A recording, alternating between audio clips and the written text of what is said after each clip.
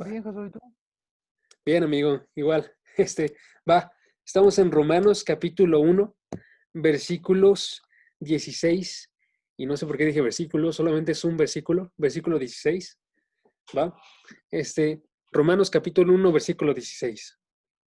Nos dice, en la versión NBLA, dice, porque no me avergüenzo del Evangelio, pues es el poder de Dios para salvación de todo aquel que cree, del judío primeramente y también del griego, porque en el Evangelio la justicia de Dios se revela por fe y para fe, como está escrito, mas el justo por la fe vivirá. ¿Va? Me terminé leyendo hasta el 17.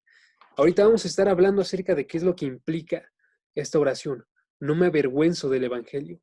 Y cómo es que nosotros también podemos decir esa oración, cada uno de nosotros en su vida. ¿Sí? No me avergüenzo del Evangelio. Nos está diciendo Pablo que hay una forma en la cual él está hablando en relación a lo que viene antes, en relación a lo que estábamos viendo la vez pasada, su obligación con judíos y gentiles, con griegos y con no griegos, su obligación con todas las personas, que era una deuda, observamos la vez pasada, y cómo es que esta podría resultar en una vergüenza o no resultar en una vergüenza. ¿Va? ¿Qué significa esto? Cuando nosotros estamos viendo a Pablo, que está actuando como deudor, que está actuando como alguien que se siente obligado a, y inmediatamente dice, porque no me avergüenzo, implica que hay una vergüenza que está ahí presente. Ahora, muy rápidamente, les voy a dar 4 imágenes de cómo es que puede ser una vergüenza. Estos no son para anotarse, son simplemente imágenes, ¿sí? Y chequen, ¿qué es lo que sucede en cada una de ellas? Y ahorita las discutimos. Ok, primera imagen. Tenemos nosotros a un chico que es un deportista, que se jacta, que está orgulloso de la forma en la que está su cuerpo, que él sabe que puede correr de forma seguida por kilómetros y kilómetros y kilómetros, que es muy veloz, ¿sí? Y de repente llega en la calle donde está viviendo él una persona, un nuevo, y es un niño de su edad, pero resulta este niño se ve extremadamente flaco, ¿no? Y no tiene nada de músculo el niñito. Y de repente este niño el niño que es fuerte, empieza a hablar con sus amigos y se empiezan a burlar y empiezan a decir, vamos a retarlo una carrera a él. Y entonces lanzan al amigo que es fuerte y dicen, y él está seguro de que va a ganar la carrera. Y entonces comienza la carrera y él está todo feliz de que va a ganar. Ya vio el terreno, ya vio dónde van a ser las curvas, ya vio con qué obstáculos podría meterse, pero cuando empieza la carrera, de repente el niño flaco lo rebasa y lo rebasa de forma extrema y entonces termina ganando la carrera este niño flaquito por 20, 30 metros de distancia, ¿sí? Y entonces este niño que se estaba jactando y estaba orgulloso de cómo es que era su fuerza, de repente siente vergüenza por la forma en la que está, ¿sí? Esa es una primera ilustración y ahorita la platicamos. Segunda, tenemos a una persona que es igual a un niño, es un niño, pero este niño ha sufrido unas cosas en su vida, ¿no? Y una de las mayores cosas que ha sufrido es que su padre está siendo encarcelado, ¿sí? Y entonces, como su padre había violado la ley, todas las demás personas empiezan a juzgarle. Y un niño en específico le juzga y le dice, como sintiendo un orgullo por su propio padre, tu padre es alguien terrible que merece estar en la cárcel, el mío es alguien fenomenal, alguien que siempre ha ido de forma recta, y le dice entonces que su padre es un funcionario de un banco que tiene muchas ganancias, pero de repente, el siguiente día, se entera cuando regresa a su casa que se están llevando a su padre a la cárcel también, ¿sí? Y entonces termina esta persona sintiendo vergüenza delante de todos los niños, igual, y termina sintiendo vergüenza de su padre también, ¿sí? Porque fue llevado a la cárcel su padre, ¿va? Tercera ilustración. Tenemos una persona que está muy bien vestida todos los días, que se arregla, que pasa su tiempo en el baño peinándose por media hora, de repente le invitan a una fiesta y esta persona no sabe qué utilizar. Y entonces va y le pregunta a uno de sus amigos, oye, ¿qué es lo que qué es lo que van a llevar aquí? ¿No?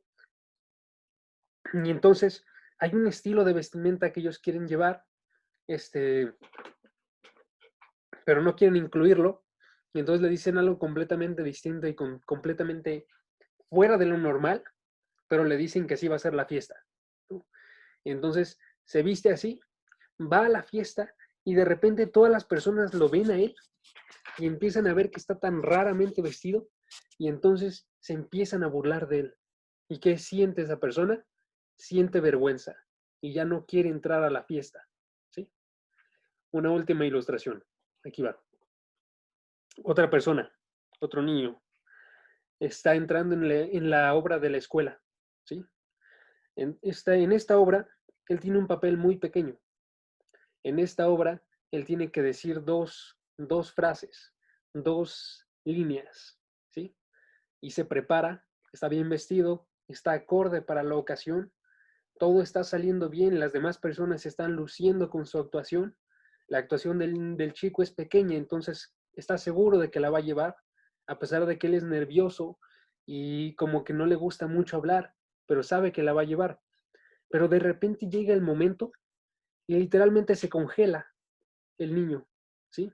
Se queda quieto, no se puede mover, pasan horas y horas, segundos, pero él lo siente como horas, y de repente le están susurrando las líneas y no responde, y entonces mejor deciden ocultarlo a él poniéndose enfrente de él para que le permitan sacarlo.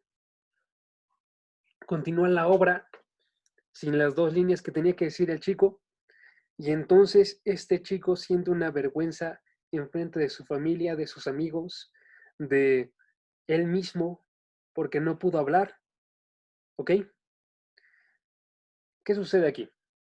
¿Cómo es que se podrían solucionar todas estas cosas que acabamos de decir? Les voy a dar un ejemplo.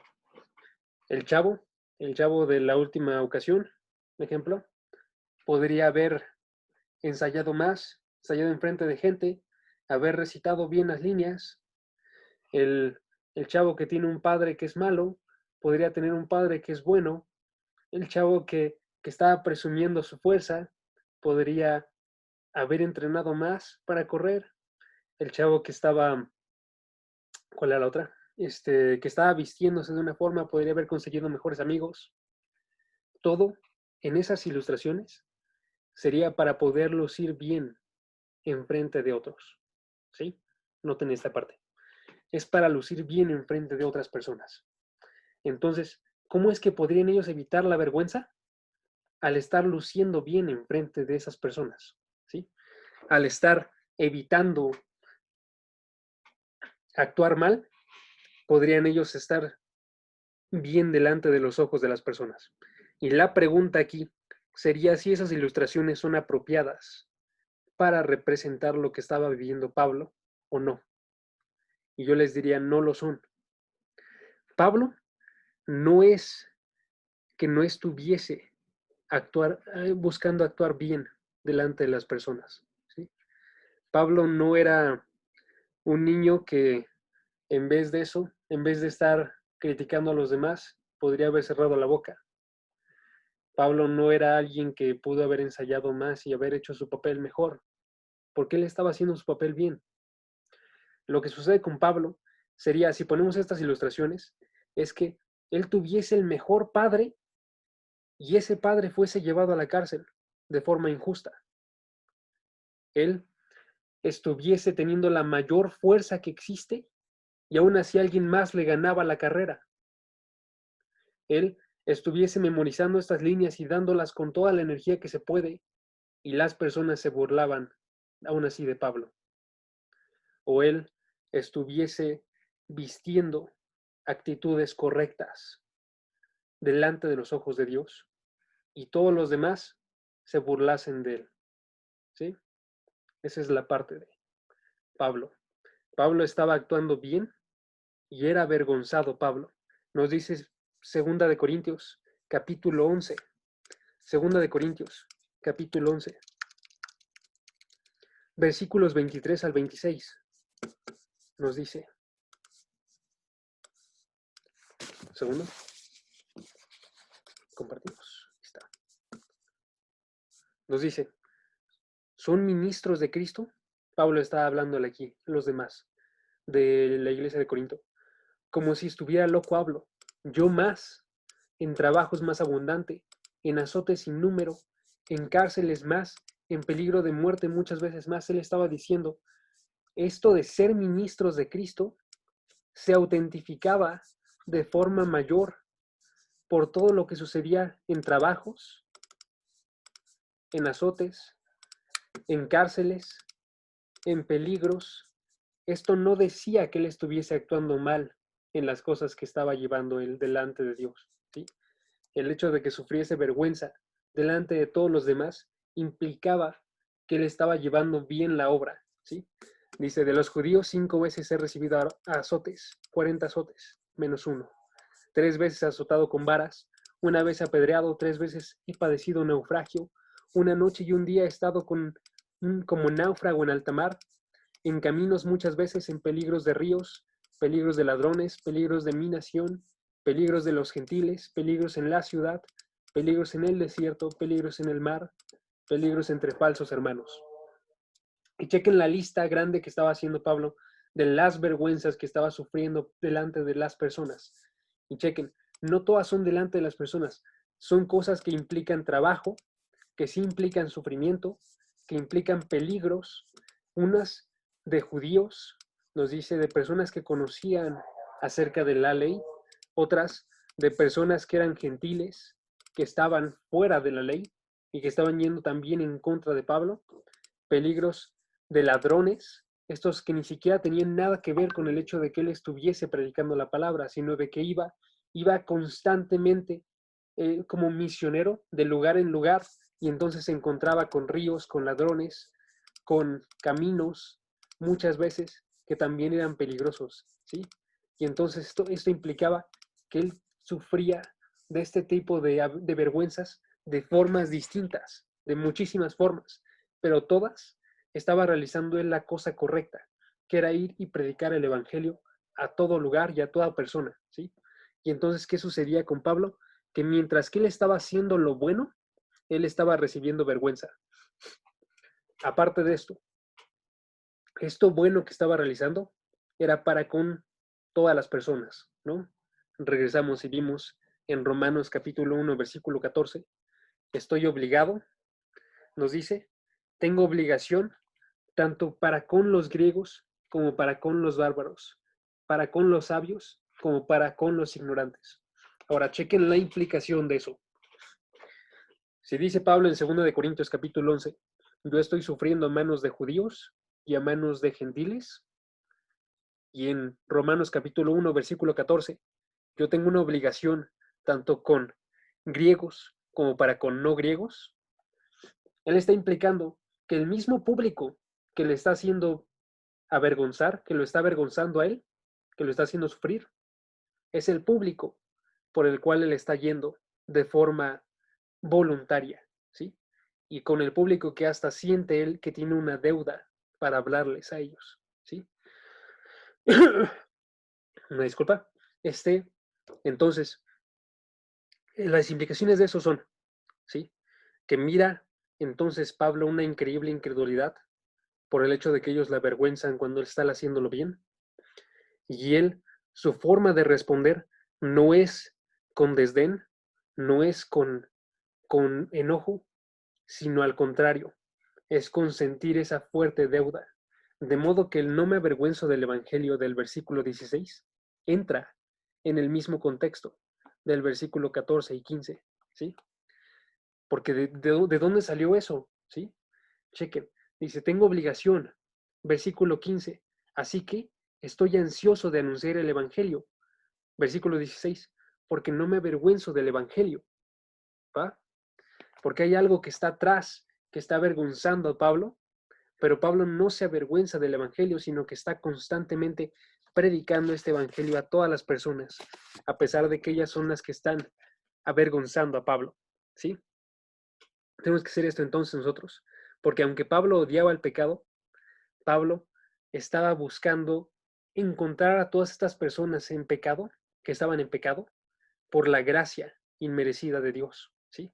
Porque Pablo veía más grande la gracia y estaba abrumado por la gracia. Y entonces Pablo les habla a las personas que lo avergüenzan, ¿sí? Quería entonces pagar la deuda. Aquí la cosa que nos surge a ti y a mí es la parte de por qué es que las personas entonces responden mal. ¿Por qué entonces las personas responden avergonzándonos a nosotros? ¿Sí? ¿Por qué responden haciéndonos sufrir o así? Y más. Y es por el hecho de que no muchos de estas personas quieren que se les pague esa deuda o quieren escuchar el evangelio, ¿sí? En 1 Corintios, capítulo 1, 1 Corintios, capítulo 1, versículo 22 y 23, nos dice Pablo cómo es que estaban reaccionando las personas a las que les predicaba.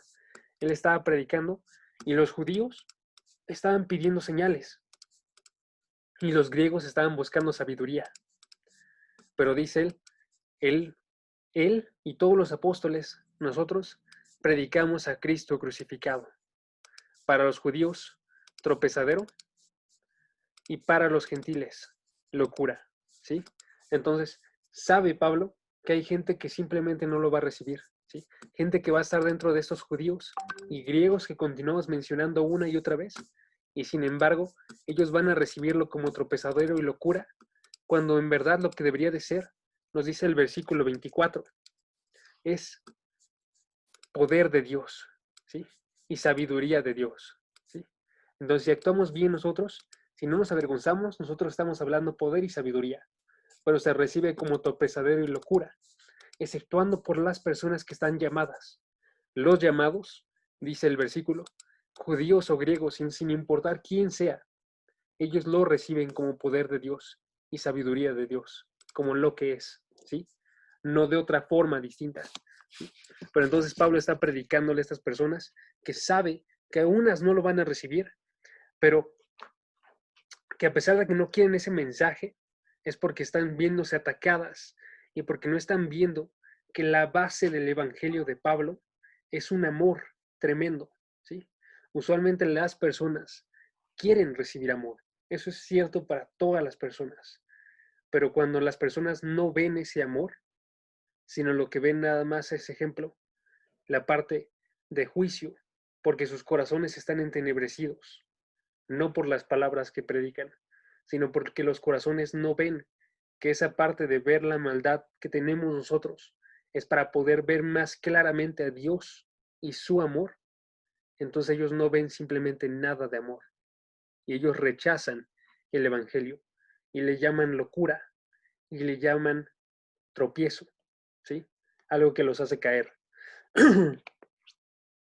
Entonces, pero este Evangelio se convierte en la libertad de Pablo, la base de la libertad de Pablo dentro de estas vergüenzas, porque noten, dice Pablo que él no se avergüenza, ¿sí? ¿Eso va en contra de todo lo que les he dicho ahorita? No, porque Pablo es avergonzado, pero Pablo no se avergüenza, ¿sí? Teman ustedes que se avergüencen ustedes, no que los avergüencen los demás, ¿sí? Ustedes van a ser avergonzados predicando el Evangelio, de formas distintas. Ahorita, una forma muy común de ser avergonzados nosotros no es como lo era antes. Antes se decía simplemente no es verdad lo que estás predicando tú, ¿sí? Ahorita se dice no hay una verdad. Tú eres alguien que es intolerante. Tú eres alguien que está siendo egoísta. Eso es lo que se dice ahorita, ¿sí? Y esa es la forma en la cual ellos quieren avergonzarnos, cambiando la forma en la que nosotros estamos. Mientras que actuamos con amor, al hablar la palabra de verdad, ellos dicen tú estás actuando con egoísmo, que es lo contrario a la parte del amor, ¿sí? El amor se enfoca en los demás, egoísmo se enfoca en ti mismo, y ellos dicen tú estás yendo por el egoísmo, ¿sí? Entonces, la respuesta de esto es, perdón, la pregunta que surge de esto es entonces, ¿cómo es que Pablo no se avergonzó de esto? ¿Cómo es que Pablo no se avergüenza del Evangelio? Y la respuesta viene en el mismo versículo. Dice, porque no me avergüenzo del Evangelio, pues es el poder de Dios para salvación de todo el que cree, ¿sí? porque es el poder de Dios para salvación de todo aquel que cree. Ahora, chéquense. Él no está diciendo, yo no me avergüenzo porque es un evangelio de poder y por tanto no debo de avergonzarme de él. Él no está diciendo eso, ¿sí? Y ahorita se va a ver el contraste con lo que está diciendo él. Él está diciendo, yo no me avergüenzo, pues el evangelio trae consigo poder.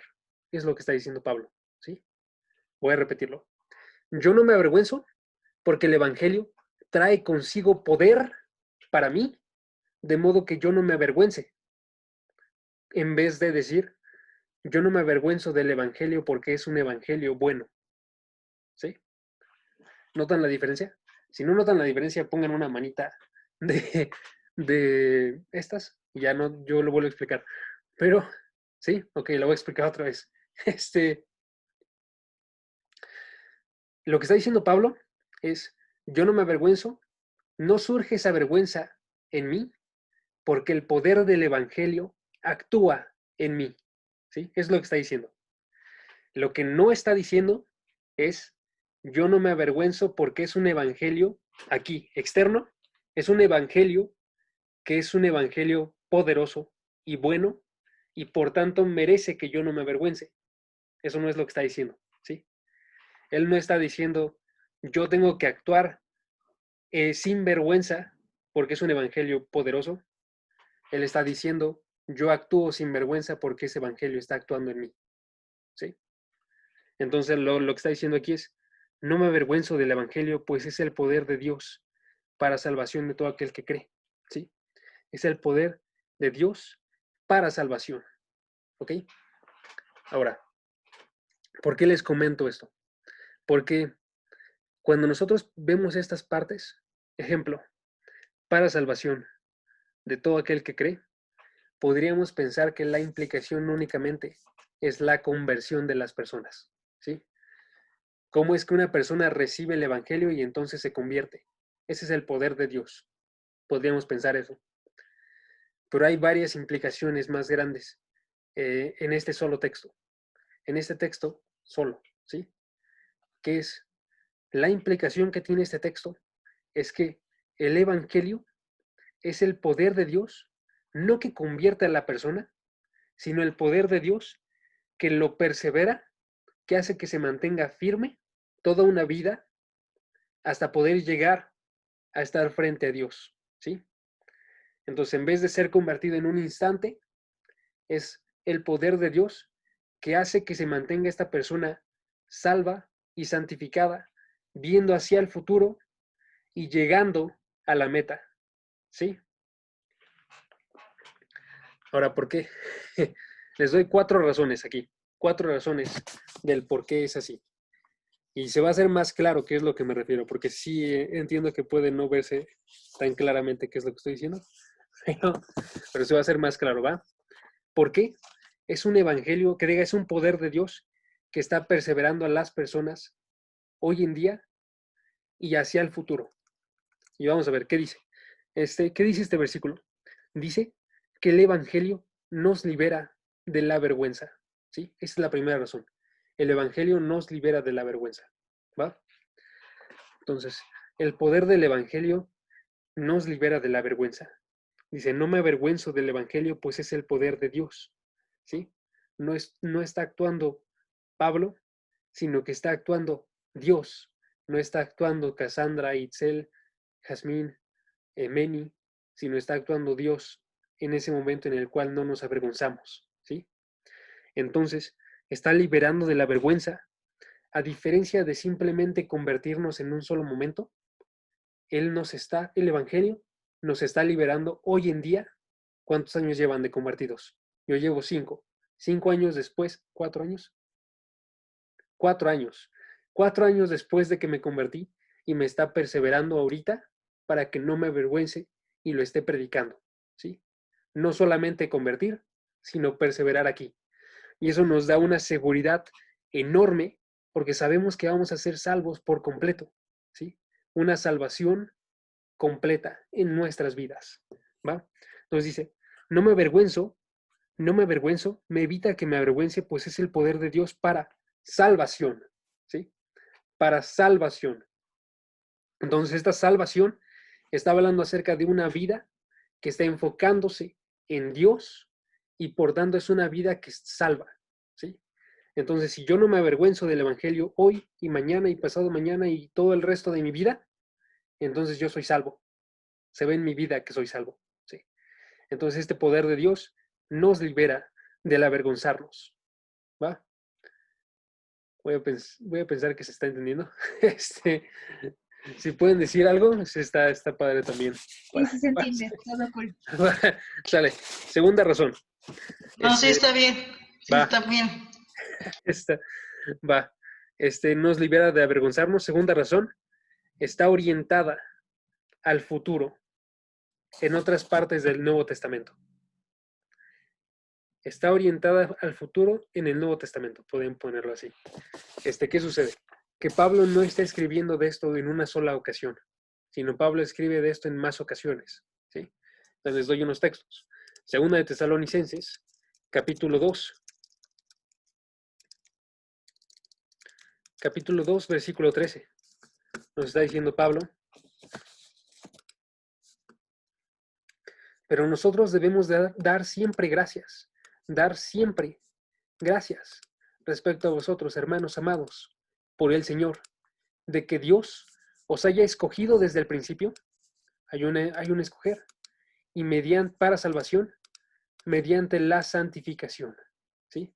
Salvación mediante santificación, ¿sí? Y noten, está hablando de lo mismo, está diciendo para salvación, dice el versículo 16 de Romanos 1, para la salvación, chequen la forma en la que está fraseada, no está diciendo para ser salvos, está diciendo para salvación, ¿sí? Entonces, ellos fueron escogidos desde el principio y para salvación, de modo que en sus vidas ellos son tan santificados hoy en día, ¿sí? Hoy en día y cada día hasta que ellos mueran, ¿sí? Y después sean resucitados. Primera de Corintios, capítulo 7, versículo 10. Ahí. Corintios, capítulo 7, versículo 10. Porque la tristeza que según Dios produce arrepentimiento para salvación. De que no hay que arrepentirse, pero la tristeza del mundo produce muerte. Se me fue la onda ahorita, pero este arrepentimiento que está hablando es un arrepentimiento que tenemos que tener nosotros todo el tiempo, todos los días, ¿sí? Y esta seguridad en Dios nos hace saber que vamos a seguir arrepintiéndonos, a pesar de que nosotros actuemos mal a veces, que podamos saber que recaemos en Dios para poder buscar ese arrepentimiento para salvación, ¿sí? De modo que nosotros mostramos esa salvación con nuestras vidas arrepentidas constantemente. Hebreos, capítulo 9, versículo 28, dice: así que también fue ofrecida una sola vez, Cristo, fue ofrecido una sola vez para llevar los pecados de muchos, y aparecerá por segunda vez, sin relación con el pecado, para salvar a los que esperan. ¿Ok? Aquí está hablando otra forma de salvación, y en este caso está diciendo, va a regresar para salvar a los que esperan, una salvación que va a ser futura, ¿sí? Pero entonces eso nos indica que está hablando no acerca de la salvación que hacemos cuando creemos nosotros, sino está hablando acerca de otra cosa, ¿sí? Está hablando acerca de cómo es que Cristo, esta parte de salvar, es que va a resucitar, va a transformar una vez que Él regrese en su segunda venida, y todos los que estaban esperando en Él, aquí dice, los que esperan, van a ser cambiados para tener un cuerpo completo que puede estar delante de Dios, ¿sí? Entonces, nos muestra que hay diferentes formas de observar esto. Y uno último, Romanos 5, versículo 9 al 10. Pues muchos más, estando ya justificados, ya han sido salvados, ¿sí? Ya son salvos en su sangre, por él seremos salvos de la ira. Aquí está hablando acerca del juicio. Y otra vez, juicio futuro, y vamos a ser salvados de ese juicio porque ya hemos sido salvados hoy, presente, ¿sí? Chequen esas dimensiones, porque o sea, hay algo que sucedió en el pasado, que es el hecho de que fuimos hechos salvos, fuimos hechos nuevas criaturas. Hay algo que sucede hoy, que es el hecho de que que estamos teniendo un arrepentimiento para salvación, ¿sí? O que estamos estamos teniendo el poder de Dios para salvación, hoy en día que se muestra en nuestras vidas, y en el futuro ser salvos de la ira y ser salvos, nos dice el versículo pasado, ser salvos los que esperamos en Cristo, ¿sí? Entonces ahí está hablando acerca de nuestra glorificación, del juicio final y de cómo vamos a ser encontrados nosotros como justos en el juicio final, ¿sí? Entonces regresamos nosotros a Romanos capítulo 1 y vemos que esta salvación que está hablando es una salvación que está sucediendo hoy en día para cada uno de nosotros, de la vergüenza, y que está haciendo lo que está causando en nosotros un arrepentimiento y una santificación hoy en día, ¿sí? Entonces nos salva de la vergüenza, da arrepentimiento, da santificación hoy en día. Tercera razón. ¿Por qué? Porque una fe permanente es la condición para la salvación en este versículo, ¿sí? Porque la fe permanente es la condición para la salvación de este versículo. Nos dice el versículo 16, otra vez, no me avergüenzo del evangelio, pues es el poder de Dios para salvación de todo aquel que cree, al judío primeramente. Porque una fe permanente, ¿qué? Porque se paró el internet. Va. Fe permanente es la condición para esta salvación. ¿Va? Va. Nos dice el versículo otra vez, entonces, no me avergüenzo, pues es el poder de Dios para salvación de todo aquel que cree. Y esta parte de creer está hablándonos de una acción que es presente, que están realizando personas día a día de forma continua en sus vidas, ¿sí? No es un cree que sucede en solo una ocasión, ¿sí? No es una acción presente y continua, ¿sí? Y entonces aquel que cree está hablándonos de una continua forma de creer, es salvado, ¿sí? Entonces, chequemos otro versículo para ver esto. Primera de Corintios, capítulo 15, lo dice muy claramente, versículo 1 al 2. Aquí Pablo le está diciendo, yo les prediqué a ustedes el evangelio, dice, os declaro, hermanos, el evangelio que os he predicado, el cual también recibieron, ¿sí? Ya lo recibieron, en el cual también ahora, tiempo presente, perseveran, por el cual asimismo, si retenéis, aquí está la parte importante, si retienen la palabra que os he predicado, sois salvos, si no es que creísteis en vano, ¿sí? Aquel que la retiene es el único que muestra que tiene esta salvación, ¿sí? Una vida constante de salvación, ¿sí? Entonces tenemos que depender del poder de Dios, y ahí vienen las buenas noticias, porque esto no nos quita seguridad de la salvación, ¿sí? Esto no está diciendo la salvación se pierde, está diciendo por el contrario, punto 4, que este evangelio es para los creyentes, ¿sí? No solamente para los incrédulos. Este evangelio tiene que predicársenos una y otra vez, día a día, y este evangelio es lo que hace que nos mantengamos firmes, ¿sí? Entonces la salvación, dice, no me avergüenzo yo, el versículo 16, porque es el poder de Dios este evangelio que está continuamente siendo predicado para mí, para salvación, porque yo soy una de las personas que cree en este versículo, ¿sí? Y si se me predica el evangelio, voy a poder perseverar y seguir día a día, día a día, a día, y no ceder delante de cualquier adversidad que exista, ¿sí? Ahora, una última pregunta. ¿Qué es entonces lo que estamos realizando nosotros cuando escuchamos el evangelio? Esa no es la pregunta. La pregunta la digo ahorita. ¿Qué es lo que estamos realizando nosotros? Nosotros estamos viviendo la vida de creyentes, ¿no? Estamos constantemente escuchando acerca de lo que nos predicaron en el inicio para que lo retengamos en nuestras vidas, ¿sí? Entonces aquí viene la pregunta ahora sí. La pregunta es, ¿se alimentan del Evangelio día a día? Es la pregunta para ustedes, ¿no?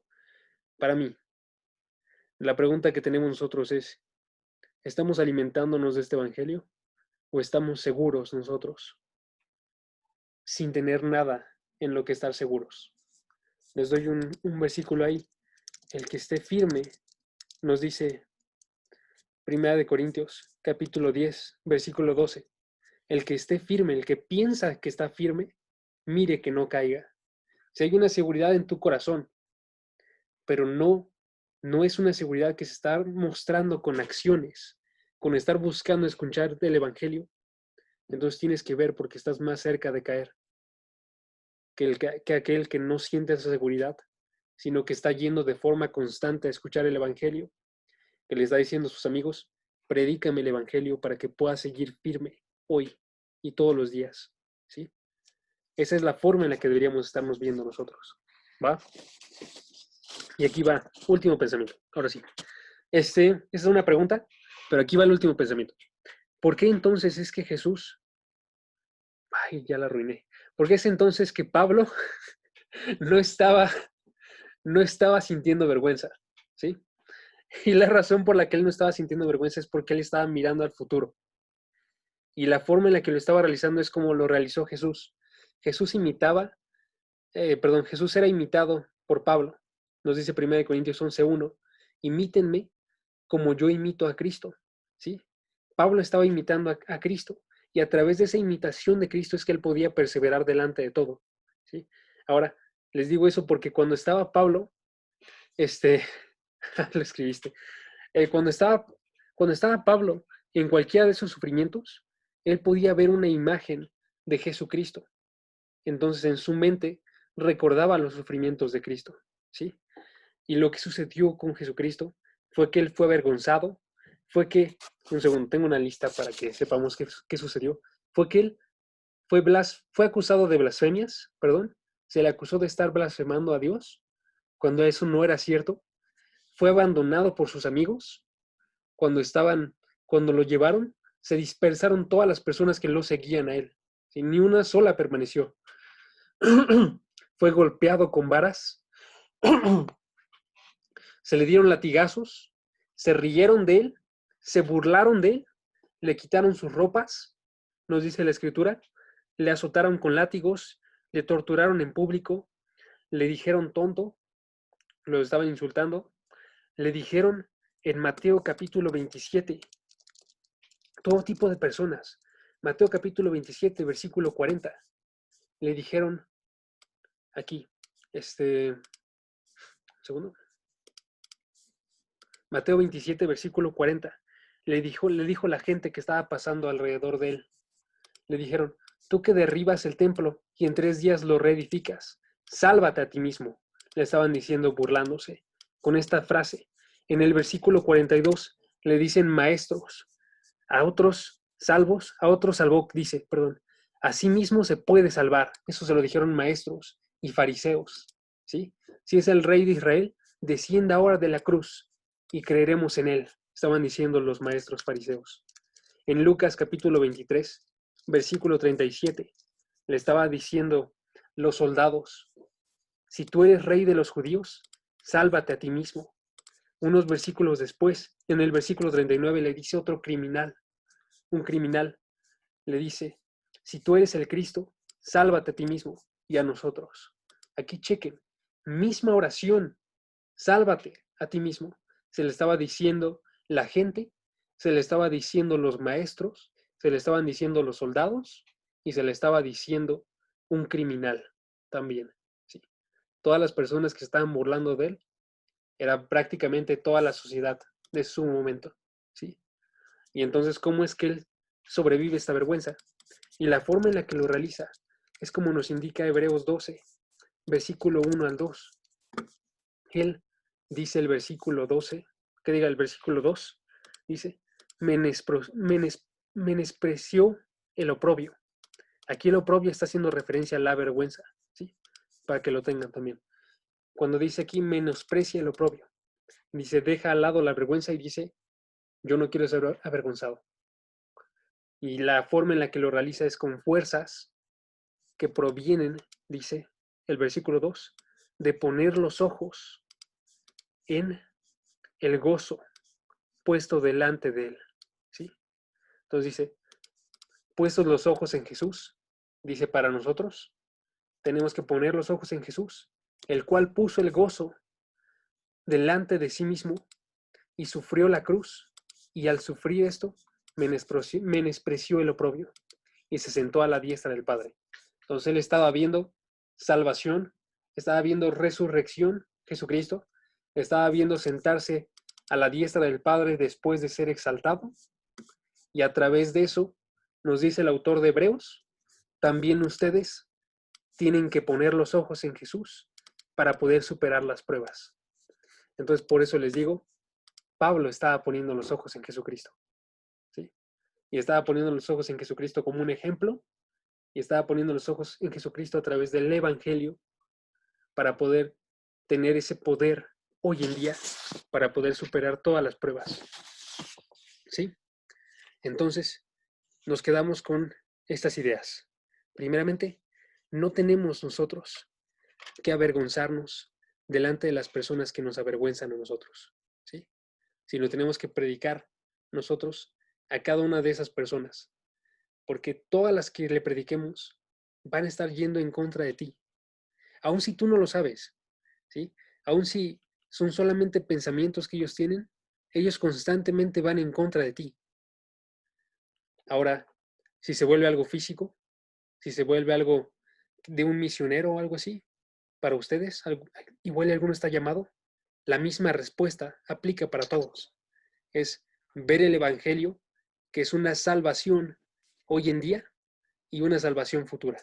Y a través de eso, nosotros llegamos a Dios, ¿sí? Con su poder, ¿va? Entonces terminamos orando. ¿Nos ayudas a orar, Diane, porfa?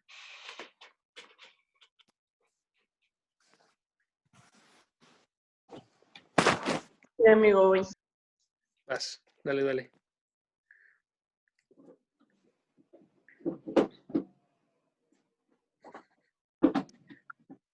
Señor, ¿listos? Sí, dale. Ok. Gracias por tu palabra. En esta noche te pedimos que entre en nuestro corazón y dé todo el fruto que tú determinaste para que diera, Señor. Gracias por tu evangelio, por tu salvación. Gracias porque nos das el poder para no avergonzarnos, Señor, sino llevarte a ti como nuestro estandarte. Te pedimos que nos des esa valentía, Señor, y te bendecimos en el nombre de tu Hijo Jesucristo. Amén. Amén. Estás. Muchas gracias, Diane. Amigos, ¿cómo